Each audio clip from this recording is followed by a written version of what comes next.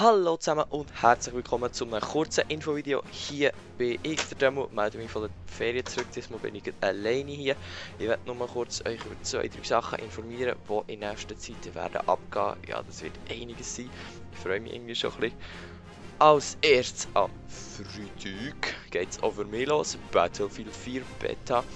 Wenn alles gut läuft, werde ich am Freitag am Abend das erste Gameplay aufnehmen und dann über Nacht aufladen. Das heisst, es wird dann so circa am Samstagmorgen online sein, dass ihr es könnt schauen, für die kein Battlefield haben. Weiter am Samstag geht es los an SwissToy/eGames. Ja, der Horni von Swiss Gamers hat uns dort Pressetickets organisiert und darum werden ich, der Fabo, ich natürlich und der Horni von der Swiss Gamers und weiter noch der Mensch von Cody Place werden derzeit, dort gibt es auch ein Abo-Treffen. Der Huni hat dort ein Infovideo gemacht und das werde ich in der Beschreibung verlinken.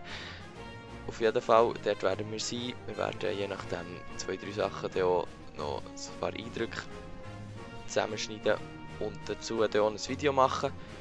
Da gehört ihr dann sicher noch mehr davon.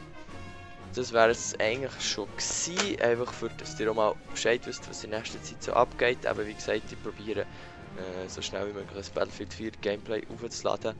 Und nachher sind eigentlich auch der Fabo und der Jönu wieder um den Weg von der Ferien zurück, oder wo sie auch immer sind.